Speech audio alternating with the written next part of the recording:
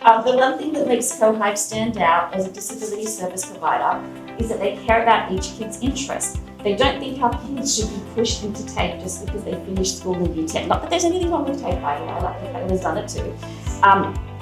They believe our kids, like all kids, deserve to find out what they actually want to do and what would be a good fit for them.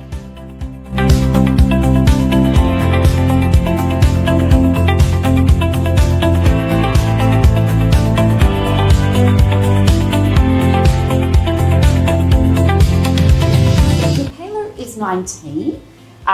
She was diagnosed with Asperger's and ADHD when she was in preschool. She also has some academic delays and she repeated year 3. She's got some hypermobility in her joints that makes fine motor skills activities a little bit difficult.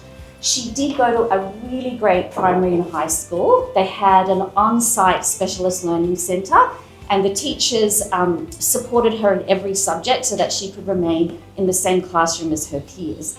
In year 8, Michaela was really fortunate that a large group of kids included her in their social activities. And while this never really resulted in any close one-on-one friendships, it was great that she had a group of kids to sit with at recess and lunch. In the middle of year 10, the Specialist Learning Centre director called me to say that the school believed Michaela was not a candidate to complete the HSC, not even the non-ATAR version.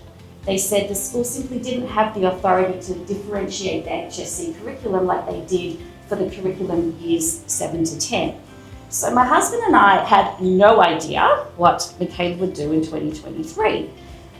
She'd done year 10 work experience at a daycare centre and absolutely hated it. It was in the first half of 2023, she completed successfully Certificate 2 in Workplace Skills via TAFE Virtual Classroom.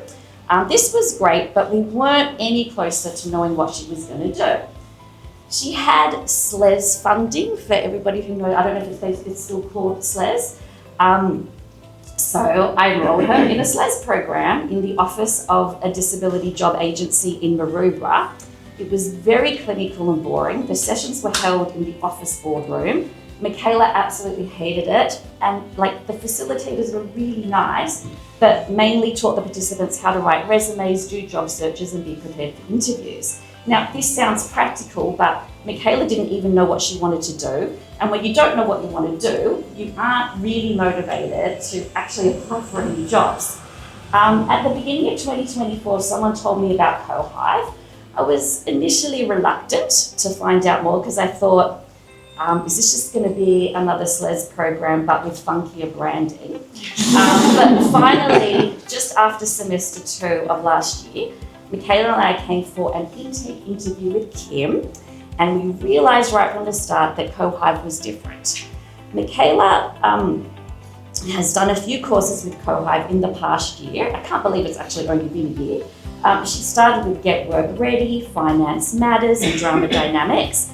Get Work Ready included work experience at Centennial Park, which she really enjoyed, but she really loved Drama Dynamics and made some great friends, including her best friend Camilla, who she formed a bond with on the first day they met. Is Camilla here today? She's not today. Oh, okay, no problem. In first semester this year, Michaela continued with Drama Dynamics, but also completed the Script to Screen course, which she loved.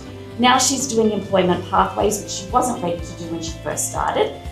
She has work experience at the Bill Cruz Foundation today, and that's why she didn't want to come. And she's still doing Drama Dynamics every Friday. Now, Michaela is actually quite independent and adventurous. When she was 16, she went on a trip to London and Paris with a supported autism travel provider. She also did social activities with this provider, but she never made any real friendships because the participants were sort of random and from all over Sydney, sometimes even interstate, and they had nothing else binding them together. The brilliant thing about CoHive is that they also have many independence getaways and social outings. But the kids who attend these have to, as far as I know, have to be enrolled in at least one course with CoHive.